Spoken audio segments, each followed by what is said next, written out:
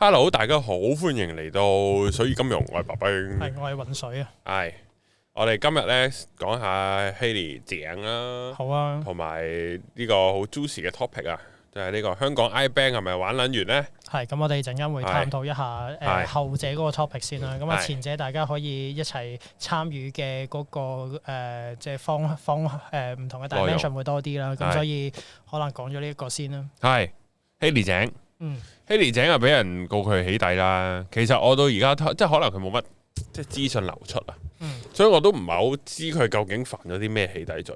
話呢一個咧，其實我自己心入面咧，對於警察或者監管機構嘅做嘢方法咧，係有一個大致嘅掌握嘅。不過我諗講出嚟咧，就可能啲人會覺得我偏頗啦。咁所以可能我哋擺即係我可能我會擺 Patreon 嗰度再講多啲，即係陣間我哋水與金融嘅嗰個 Patreon 啦，後續會員精華嗰度講多啲啦。咁一開始我哋還原一下啲基本 information 啦。咁就上個禮拜嘅時候咧，Hailee井咧就被警察拘捕咗啦。咁然之後咧就開始咧有一啲信息嘅混亂啦。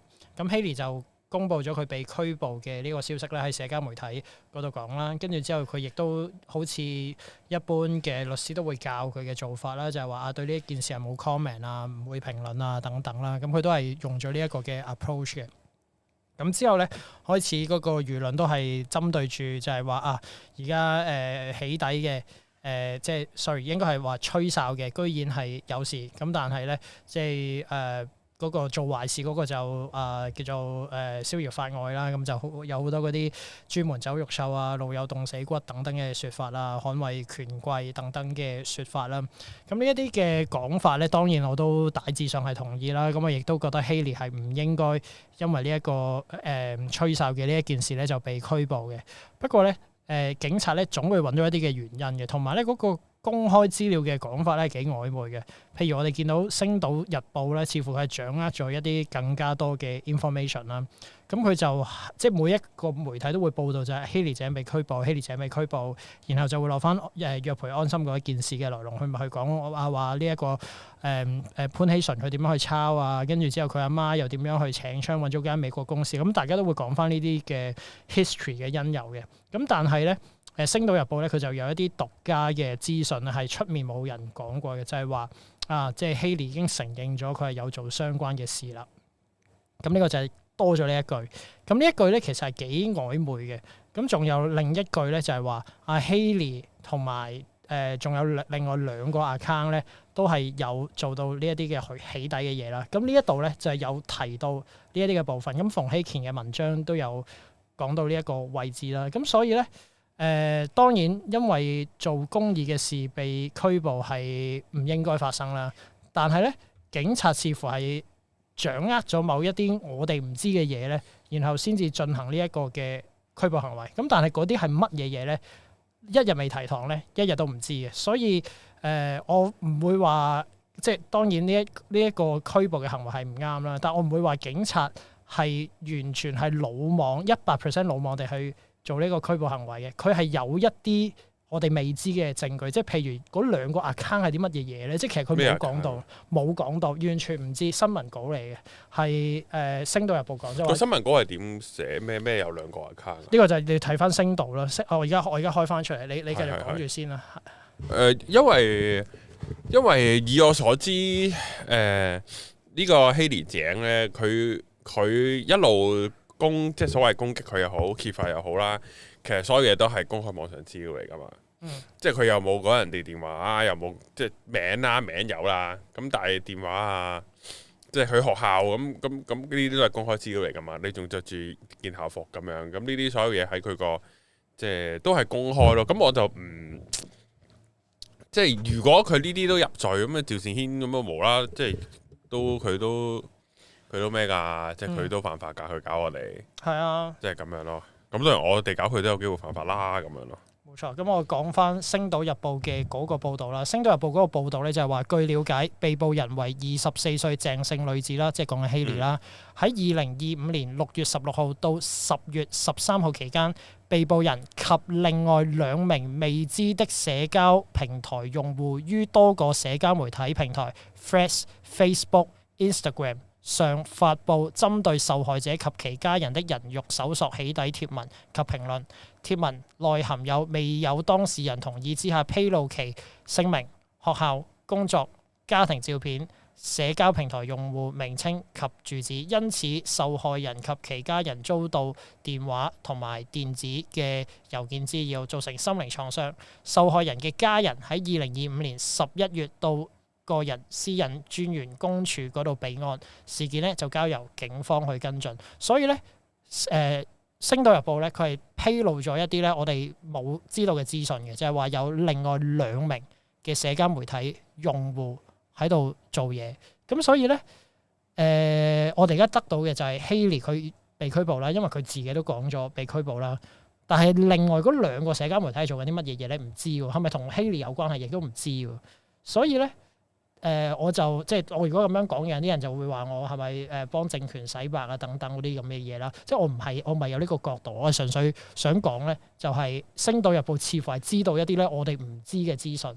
咁如果有啲乜嘢嘢咧，係應該要問翻《星島日報》寫呢一個部分嘅嗰個記者，因為佢知道一啲我哋唔知嘅嘢。我唔係講話幫邊個，即係當然我係幫希利嘅，但係佢知道唔知嘅嘢，我要話俾大家聽嘅，即係似乎冇人 aware 到《星島日報》有呢一個嘅講法咯。即係如果佢咁講，即係首先佢有啲位係有講到，即係唔一定係希利井啦，主要有2個唔知咩嘅社交平台嘅賬戶係有公佈到潘希純嘅個人資料，包括地址同電話喎。係冇錯。咁呢個就真係會犯起底法嘅，但係即係咁嗰2個 account 同希利姐有冇關係咧？即係各樣嘅呢啲嘢咧，我哋都係唔知嘅。即係如果我哋睇翻個報道係咁樣嘅話，嗱，其實咧佢披露嘅係冇講電話嘅，佢披露咗姓名啦、學校啦、工作啦、家庭照片啦、社交媒體用戶名稱同埋住址，因此受到滋擾，即係呢一個係警察嘅嗰個拘捕原因咯。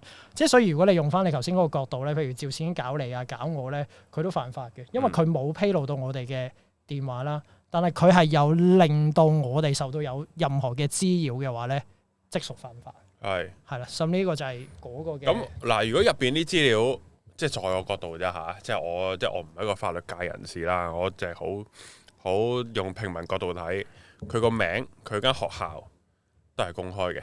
係，我個人覺得呢個都係起底法咧。你所有新聞報導咧，你全部要變陳 XX 同埋張某何某噶啦，你冇得打全名啊已經。咁然後如果連學校都唔講得咧，又係黐撚線嘅。咁喺入邊，咁佢仲有佢個社交媒體帳號呢啲又係公開嘅。係啊，咁然後照片呢啲就可能係唔得啦。即係如果佢個 account 係 private 嘅，你攞咗嚟用嘅，咁我覺得呢個係一個問題啦。而另一個咧就係佢個住址啦。佢有講佢地址定唔知咩住址啦。咁呢個都係一個個人私隱問題嚟嘅。就係咁樣咯。如果係有啲咁嘅 account，咁我覺得咁都可以係合理嘅。咁但係呢啲 account 同希利姐又有冇關係咧？定係佢而家其實佢呢個意指就係嗰2個 account 都係希利姐嘛？其實佢成段嘢，佢寫得好曖昧嘅，佢冇講到話係希利井。總之就係希利之外，仲有另外有2個 account 嘅用戶。咁就係有 getting involved 喺呢一件事上面嘅。咁所以就係咁樣咯。咁同埋仲有另一樣嘢咧，又係星島咧自己獨家爆出嚟嘅，就係話被捕人承認透過社交媒體賬戶發布起底貼文。咁呢個我都有即係喺我自己個 Facebook 貼咗出嚟，我就覺得好奇怪嘅，因為即係冇理由會咁樣噶嘛，即係唔會無啦啦俾人盤2盤，你就會承認咗噶嘛。同埋佢承認咗又好，唔承認都好，點解會有一個媒體可以獨家知道呢一樣嘢咧？同埋佢嘅嗰個承認咧，我自己對於嗰個司法程序嘅理解咧，你一日未提堂嘅時候咧，你之前講嗰啲承認咧，佢只係屬於咧叫做攞口供嘅時候咧，某一個層面上面錄口供承認咗嗰啲罪行嘅，佢唔係認罪嘅。即係認罪你只有去到提堂嘅時候，你就揀認或者唔認噶啦。咁而家佢係一個被拘捕嘅狀態，係冇話即刻可以認罪定唔認罪嘅。咁當然佢可以承認啦，承認佢有做過呢啲嘢啦。咁然後到佢提堂嘅時候咧，控方係會將佢嗰個口供入面承認咗呢一樣嘢作為一個資料去俾法官去判處啦。去考量啦。咁如果被告喺當刻提堂嘅時候承認嘅話，咁咪即刻連後面都唔使做，就直接係認罪，然後就求情審判咁樣咯。咁但係一開始咧，其實正常一個媒體係唔會得到呢啲嘅 information 嘅，即係佢錄口供嘅過程，點解你會知道佢已經係承認咗呢一樣嘢咧？喂，呢一個其實係有問題喎，係咪警方佢哋喺泄漏咗某啲嘢啦，或者喺佢哋嘅被捕嘅程序入面係有不當咧？即係點解會有媒體獨家咧？羅生門嘅係啦，可能個媒體錯，可能係個警方錯，唔知嘅呢個係。反而我係咁諗喎，即係之前咧咪話唔知東方咪報阿蕭生食屎嘅，係啊，我覺得係呢個方向咯，即係硬砌啊嘛，但係好大鑊嘅，即係因為你 involve 咗警察啊。即係你蕭生俾人報食屎，係個黑社會捉佢食屎，咁真定假就唔知啦。咁但係你去到警察喎，然後升到喎，即係你諗下嗰個背後嘅權力關係唔係咁簡單嘅。咁即係如果呢壇嘢升到係授權，或者升到係知道佢可以咁樣講，然後亦都咁早就報咗出嚟，然後即係呢個已經唔係升到同警方兩者嘅默契又好 friend 底屌你咩？我攞撚到資料已經唔係，係仲有第三方嘅勢力，就係你快啲喺而家呢個時候公佈出嚟，然後講到佢錯啦咁樣，即係有呢個影響咯，即係有呢個感覺咯。係有呢個感覺，即係冇理由一啲唔應該公開知道嘅資訊，係突然之間有一個媒體係可以掌握得咁 detail 嘅。有兩個賬戶啦，然後仲要話佢認咗啦，即係呢個係唔 make sense 噶嘛，但係我就唔係價值判斷啦，我係撐希廉嘅，但係我就要指出咧，而家我哋坊間見到就有啲咁樣嘅嘢咯。咁同埋講翻嗰條嘅起底罪啦，其實嗰個 usage 咧係未試過對吹哨人係有一個咁樣嘅做法嘅。通常咧佢做親咧，即係控罪嘅嗰個場景咧，都係追訴啦、錢債糾紛啦，又或者係嗰啲咩我攞咗你啲鹹片，攞咗你啲鹹相，你一定要同我搏嘢。如果唔係咧，我就公開你鹹片。通常都係呢啲情色糾紛或者係錢債糾紛嘅。咁錢債糾紛嗰啲就好obvious 啦，就係追債啦。咁你追債你唔還錢俾我，咪爆你啲地址啊，爆你啲衰嘢出去咯。咁結果就去告嗰個爆嘢嗰個人啦。咁通常係咁樣用嘅。咁所以咧呢一度都有啲商業冷知識啦，就係而家你問財仔借錢咧，你係要簽一個咧係俾債主公開容許披露嘅不反對通知書。如果唔係咧，你個債主一爆你大鑊咧，咁你係瀨嘢噶啦。咁所以好荒謬啦。個債主瀨嘢，因為爆嗰個瀨嘢咯。咁調翻轉情愛糾紛嗰啲咧，就通常爆嗰個係咩 reason 你都死梗噶啦，你爆人哋啲閃卡啊、鹹相鹹片啊嗰啲，你都係死梗噶啦。咁通常都係用喺呢兩個嘅場景入面嘅。咁佢有兩個嘅法律嘅走向啦，一個就係簡易控罪啦，另一個就可公訴啦。咁簡易控罪咧就坐少啲，亦都係罰少啲錢嘅。咁可公訴咧就要去到上 court 啦，咁就可能係坐多啲，亦都要罰多啲嘅。咁係講緊以年計啦。咁而家我哋睇翻近期嗰啲案例咧，有啲係通常都係要坐少少嘅。咁亦都有少部分咧係唔使坐嘅。咁就要睇嗰個性質咯。咁譬如好似希廉呢個 case 啦，當 touch wood 啦，佢真係唔好彩嘅時候咧，咁我諗都會被考慮到佢係一個尚係年青嘅一個學生啦。咁再加埋初犯啦，再加埋佢一定揾到好多人去幫佢寫求情信啦。再加埋佢其實係一個品學兼優嘅學生啦。即係品我就唔知啦，即係我覺得 OK 啦。咁但係有啲人覺得唔 OK 啦。咁但係學其實佢喺學校嘅嗰個academic 嘅成績都係唔差噶嘛。咁呢一啲會被考慮嘅。咁我覺得去到最尾真係 touch wood 咧係 convicted 啦。真係判咗佢係罪名成立啦，都好大機會唔使坐嘅，因為年紀輕，跟住之後有其他等等嘅嗰個因素咁樣咯。咁所以咧呢一個 case 咧，反而就大家會見到嘅就係一個吹哨人被搞啦。咁當然我哋都係感到好憤怒啦。咁但係你都要抽絲剝繭，就係咦，其實入面係有好多嘢係 miss 收咗，即係唔好俾憤怒蒙蔽咗雙眼先。即係譬如我就已經見到咦，點解星島日報可以披露咗一啲唔係好跟程序會有嘅一啲 information 咧？咁呢一個係嗰個嘅走向咯。咁而家希廉就開咗個 Patreon啦，咁佢亦都係好聰明啦。個 Patreon 咧個性質佢就話大家係支持緊佢嘅內容嘅，即係你唔可以係支持佢打官司嘅。你支持你眾籌打官司，你一有呢個性質嘅話咧，就會犯咗嗰啲叫做反洗黑錢條例嘅罪行啦。咁所以咧佢都即係好強調咧，就開個 Patreon 咧，其實係睇一啲 AI 資訊、AI 資訊係啦，IT 資訊、AI 資訊嘅 exclusive 嘅內容咁樣咯。咁而家嗰個走向咧，我就覺得係有少少不利嘅。因為似乎可能真係佢揾到一啲嘅嗰兩個 account 實在唔知係啲乜嘢嘢嚟嘅，即係可能佢真係俾佢炒到嗰兩個 account 原來係 connected 嘅，咁就有機會咧就可以硬砌到佢咯。咁所以就係啦，而家嗰個狀態係咁咯。係好撚癲，好撚啲係啦。係好咁啊！希望佢冇事啦。喂，講完我係有啲想十佢 Patreon，即係雖然佢唔知我㗎，我係知道。係佢，因為佢又喺反 Thread 科度學嗰啲，佢話你反科學嗰啲。係啊，佢又喺 Thread 度屌鳩我嘅。嗯但係我都覺得係咪可以？我都係想知多啲 AI 同 IT 資訊。係。即係都有少少想十佢 Patreon。好，咁我哋咧講下另一個啦，就係呢個香港 iBank 已死嘅，點解啊？呢個就個 topic 咧，我哋吹大啲，咁啊容易啲 join 人入嚟啦。即係未死嘅。未死嘅，未死嘅。OK。咁啊最主要咧都係講緊咧，而家嗰啲 IPO 質素咧就急劇下降啦。咁嗰個急劇下降咧就下降到咧係新聞咧係報導咗好多次啦，證監都頂唔順啦，中國證監都頂唔順啦，然後好多業界嘅人咧都開始有啲怨言啦。咁其實到底係發生咗啲咩事咧？咁我哋大概而家係2026年啦，咁我哋到底去翻2021、2022年啦。咁2021、2022年嘅時候咧，咁香港嘅 IPO 市場咧係一潭死水嘅。咁就係因為佢哋有好多好辣嘅一個監管啦，亦都提高咗上市門檻啦，就變相咧好多公司都冇辦法嚟香港嗰度上市啦。咁所以咧，我哋即係幾年前啲人就話咩香港國際金融中心玩諗完，其中一個嘅講法咧就係話嗰個 IPO 嘅融資額咧就唔知跌到去10大以外噶嘛，甚至乎話印尼都超越過我哋啊，或者希臘都超越過我哋噶嘛。咁早幾年好誇張嘅。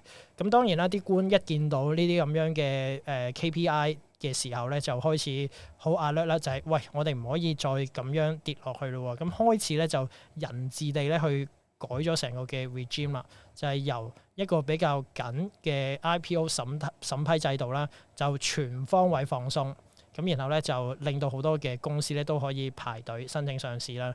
咁好簡單嘅啫，你用唔使諗到太複雜嘅，你由一個好緊嘅措施變到好鬆，狗屎垃圾你都食嘅話咧，咁嗰個質素咧就一定會下降嘅，即係呢一個就係質變量變啊嘛，就係你犧牲咗質素，但係你就追求咗嗰個數量啦，咁就一定係會出現呢一樣嘢嘅。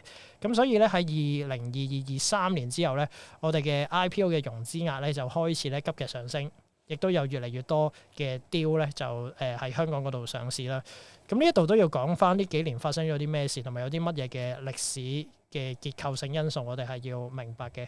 第一， IPO 咧從來都係極度人治嘅一個審批制度嚟嘅，即係佢表面上就會話啊，你要 meet 到嗰啲 requirement，meet 到呢啲 requirement 啦。咁但係咧，你上 IPO 嘅時候咧，你要過2次 hearing 啦，跟住你 hearing 之前咧，監管機構咧佢會不停係咁問你一啲嘅問題啦，你要你個保薦人要係咁答嗰啲問題啦，同律師都係要協助去答嗰啲問題啦。咁但係嗰啲問題咧，其實你係大致上咧係 feel 到咧，到底佢對於你單 deal 樂唔樂觀，想唔想批你嘅？即係嗰啲問題，如果你問得好刁鑽嘅、好流難嘅話咧，咁你就知道佢唔想批你噶啦。咁呢啲就係極度人治嘅嗰個部分咧，佢唔係 box ticking 嘅。反而我自己作為一個右派咧，我係比較 buy box ticking 嘅，就係你白紙黑字話俾我聽，就係我要達到啲 ABCDEFG 嘅上市要求，咁我做晒嘅話，咁你咪批我咯。以前係行呢套制度嘅，咁但係呢幾年咧就開始咧就好多嗰啲人治就算你達到晒呢啲 ABCDEFG 嘅制度咧，嗰個要求咧。咁我都要留難你，揾一啲位去棘下你，就要問下你嗰啲問題啊。跟住之後你答唔到嘅話，唔緊要，就攤多2個月啦。咁就成日係咁做啲好內行嘅嘢。問你愛唔愛國嗰啲啊？唔係。佢乜都有得問嘅。譬如我面對過一個好刁難嘅問題咧，就係我做過一間上市公司啦，咁係做 retail 啦。咁 retail 咧但我諗下先，有啲位可能未必好正式咁講。假設咧有一個人做過一間上市公司咧，佢做 retail 啦，咁佢可能咧係會面對一個問題，就係問你可唔可以話俾我聽？你頭10大客戶係邊個？佢使咗幾多錢？使咗喺邊個度？買咗啲乜嘢嘢？咁呢樣嘢好荒謬噶嘛！即係我唔係做緊 B to B 嘅生意。你要我揾翻嗰10個1萬幾千個客，我撚知邊個買得最多。Exactly， 同埋點解我要同個客做 KYC 咧？係咯，我又唔係會員制，我鬼知佢有冇重複買。佢又唔係銀行咁嚴格嘅機構，佢只不過嚟買嘢、買化妝品或者買 retail 嘅一個客戶嚟嘅啫。咁但係得唔得？咩唔可以？你一勾搭咧就係偽造文書噶啦。然後咧，你係真係要用你自己嘅方法咧揾翻嗰10個客戶出嚟，諗下幾撚黐鳩先。好啦，你揾到10個嘅時候，佢就會再 drill 嗰啲 detail 啦，跟住之後再問有冇第20個啊、30個啊，係咁疊加上去。所以咧，呢啲就係極度人治嘅嗰個部分啊，係黐撚線嘅。咁呢一啲就係你如果唔係行內，你又唔知道有幾咁荒謬啦。咁我就做過呢啲嘢，我當然就知道係可以係好撚荒鳩謬啦。咁而佢哋咧嗰班人係官嚟噶嘛？少做少錯，多做多錯。你唔撚上市嘅話咧，咁其實咧我就冇錯噶啦。你上咗市舐撚咗嘢嘅話咧，又入喺我頭上嗰度。點解我批啊？咁樣又點解你批啊？咁但係呢啲問題嗱，即係呢一個心理啊，呢個心態啊，即係少做少錯呢個心態。咁喺香港過去咁多年，唔係應該都存在噶啦？即係個官係咪都係咁諗噶啦？點解以前冇嘢，而家有嘢咧？因為咧嗰個即係可能係一個週期性嘅嗰個制度啦，即係物極必反啊，或者有啲黑格爾正反合嘅嗰個狀態啦。有時候咧，你好緊啦，緊到某個位嘅時候咧，就會開始鬆翻啲。當鬆到某個位嘅時候咧，又會突然之間變咗緊。咁呢個就係大陸嗰個政策咧，都係成日都係咁樣嘛。有時又鬆啲，有時係緊啲，有時鬆啲，有時係緊啲。其實 IPO 嗰個制度都一樣嘅。咁點解喺2022年對上嗰5-6年咧係會特別緊咧？就係因為嗰陣時就有啲咩曹貴子啊、朱太啊嗰堆人咧，就係咁參與呢啲 IPO 嘅 market 啊嘛。咁佢哋就嗰陣時就當然個融資額好勁啦，好多公司都上咗市啦。咁但係當呢啲公司慢慢又出現各自嘅問題嘅時候咧，跟住又可能又 blame 監管機構又監管不力啊，咁所以咧又突然之間又收緊咗，所以緊同埋鬆咧就好似黑格爾嗰啲正反合嘅嗰啲辯證嘅一個過程，有時係一個週期嚟嘅。咁啱我哋跌入咗嗰個好緊嘅嗰個週期，然後咧我哋最近呢3-4年啦，即係2026、2025、2024咧，又去翻一個鬆啲嘅週期，咁就突然之間又放寬翻。咁但係我哋咧，其實要追求嘅嘢就係唔係呢啲人治鬆與緊。即係我唔想知你幾時嚴正執法，幾時又放鬆執法。係啦，我係要嘅係白紙黑字嘅明文規定，講好咗就係講好咗啊嘛。即係呢一個都係 general 而家法治嘅問題啦。即係你諗下刊咗憲嘅巴士佩戴安全帶嘅制度，突然之間又可以掹翻落嚟喎。咁你諗下你對於嗰個立法會嘅嗰個尊嚴嘅衝擊係幾撚大？當然冇人 care 呢啲嘢啦，因為大家都唔 care 立法會啦。完善咗嘅立法會就大家都知㗎啦。但係其實呢樣嘢係好大衝擊嘅，即係如果係一個正常文明嘅社會入面，就係刊咗憲嘅喎，係憲法條文入面一部分嘅。你話要 remove 就 remove 嘅話，但係佢 remove 得都好求其嘅喎。係啊，就係 delete 嘅咋，係啊。咁個立法都好戇鳩嘅，即係嗱，即係咁講。咁如果今日咧，即係我唔知香港個政制變成點啦。總之原來個立法會咧立完法咧，嗰個運輸局局長可以1秒就 delete 咗佢嘅。咁當然可能你最後嗰個運輸局局長要落鑊啊，我乜都好啦咁樣。咁但係原來可以咁兒戲咯，即係我係拗晒頭㗎。係啊，即係我當然係想佢落咗去啦。咁但係如果你係一個有法治嘅常識，又或者有法治知識嘅人，你會聽過有個 terms 叫做程序公義啊嘛。其實佢當然我梗係想佢落啦。但係如果我再諗深半步咧，就佢落架呢一個條例嘅方式咧，係違反晒所有程序公義嘅。零程序係啊，佢就真係你立法好啦，我 delete 佢啦。係啦。就 delete 咗一句就冇咗噶咯，你諗下，咁你當初立法嘅時候嗰班人就係橡皮圖章啦。咁但係你即係我覺得而家特區政府都係想維持住嗰個表面上嘅和諧或者表面上嘅程序公義嘛。咁就算佢橡皮圖章，佢係一個演員，你都要演好嗰場戲啊嘛。咁但係嗰台戲係突然之間話刪就刪，話開又開。咁其實你不如就唔好演啦，即係索性就變翻咗行政主導算撚數啦，你慳翻我啲稅，唔好再養嗰90條友。其實對於我嚟講仲撚好，反正你都係中意就撳，中意就 delete，咁你唔使答呢場戲啦，唔好嘥時間，唔好打個打牌。係啦，咁我哋唔好講啲大政制嘅嘢啦，我哋講翻 IPO 嘅制度啦，其實都係一鳩樣嘅，又係好撚人治嘅。咁因為陳茂波逼落嚟啊嘛，咁陳茂波當然上面嗰啲人都係夾佢啦，就係喂你 IPO 以前我哋係超英趕美嘅喎，我哋係世界 No.1 嘅喎，跌出10大喎，咁然後佢就突然之間放寬咗啦，但係其實嗰個放寬咧係人治式放寬嘅，條例係冇鬆到嘅，即係。繼續咧都係嗰個上市門檻都係咁高嘅，講好咗嗰個財務嘅指標要求都係冇放寬到，但係都係繼續即係人治地放寬咗啦，咁啊好撚多垃圾雕就嚟上市啦。咁垃圾雕上市，我就會形容呢個現象叫做餓狗搶市啊！就係因為咧有一堆 I-Bank 咧，佢哋係已經幾年都冇生意啦，然後你突然之間佢哋嘅生意係多咗100倍，即係有100倍。我哋曾經最差嗰陣一年可能得幾十隻，咁而家講緊一個月都有過百隻，咁你突然之間衝入去，真係過咗100倍嘅，咁啊大家喺度爭嗰啲生意啦。咁慢慢咧就出現咗幾個嘅問題嘅，第一就係你人手不足啦，因為本身你嗰啲I-Bank 冇生意嘅時候咧，啲人就走咗。我仲記得好撚搞笑嘅，即係文匯大公咧有一年咧就好中意訪問嗰啲人去咩做警察嘅時候，就叫翻嗰個警察就訪問翻佢啊，點解你會加入警察啦？咁跟住又講下出身啊。咁其中有個就我以前就做 I-Bank 嘅，咁我加入警察咧就因為我要捍衛正義、維持公義，唔知乜乜叉叉嗰啲嘢。咁後面下散100字啦，但係我就最見到就係前面嗰句就係我以前係做 I-Bank，即係 I-Bank 最差嘅時候都頂唔撚順，係走去做警察嘅。咁又但係你就見到好多人係轉咗行啦，因為冇生意啊嘛。但係突然之間你係俾咗好撚多生意嘅時候咧，咁你嗰啲人手係 replace 唔到嘅，即係好似疫情嘅時候你啱啱復飛，航空業嘅人手唔係話突然之間變就變到俾你噶嘛，你都有個 training 嘅過程啦。咁 I-Bank 嘅 training 就梗係再複雜好多啦。咁就人手不足啦。第二咧就係大家要賤價去搶生意，就係因為 deal 係好多嘅。咁但係你又搶我又搶，惡性競爭，咁結果咧以前嗰啲 I-Bank 咧嗰啲承銷費用咧可以去到4點幾個 percent 啦，即係你我唔知點樣解釋，你當賣股票出去嘅過程賺佣金4點幾個 percent 啦，而家壓到你得翻1點幾個 percent，你諗下跌咗幾多？所以咧你搞咗咁多壇嘢咧，其實你嗰個融資額係高咗嘅，但係其實 I-Bank 嘅嗰個生意咧都係難做咗嘅。第一就係因為佢哋個價俾人哋撳得好勁啦，惡性競爭啦。第二咧就係你請唔到好嘅人啦。咁第三咧就係而家證監會咧就望住你班友嚟砌啦。咩意思咧？就係因為嗰個 IPO 嘅質素下降咧，就已經去到咧人神共憤嘅嗰個地步。譬如彭博12月嘅時候就出咗一個報導啦，就話即係證監同埋呢一個聯交所又屌柒嗰啲 I-Bank 啦。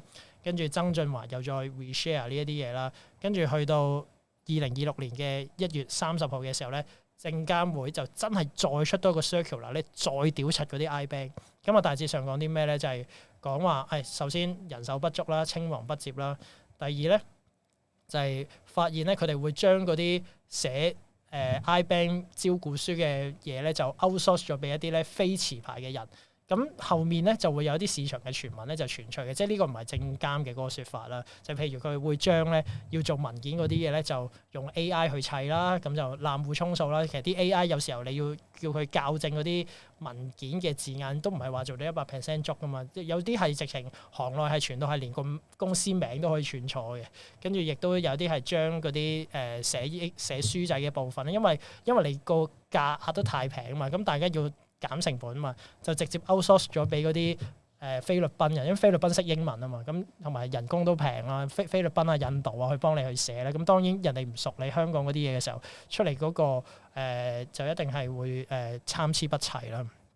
咁跟住之後咧，亦都會不足啦，就譬如一個 I-Banker 可能要做緊6隻 deal 或以上嘅，咁你人就得一個嘅啫，咁但係你要處理6-7個 case 或以上嘅時候，咁你嗰個人嘅心力又會有所下降啦。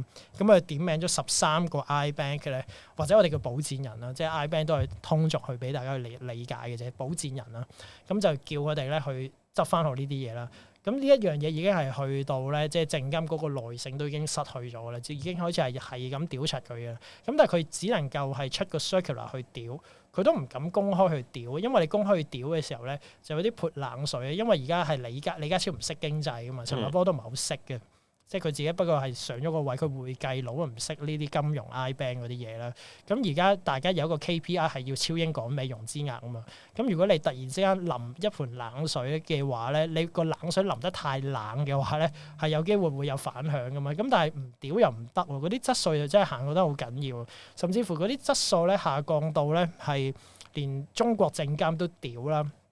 咁啊，中國證監都話：喂，你嗰啲質素真係太撚差喎，乜撚都上嘅話，既然你唔監管嘅話，不如我幫你監管啦。即係可能我就要 set 一啲市值嘅 criteria， 可能要幾百億咧，先至可以批准佢落嚟香港上市嘅。咁啊，做一個前置式嘅監管啦。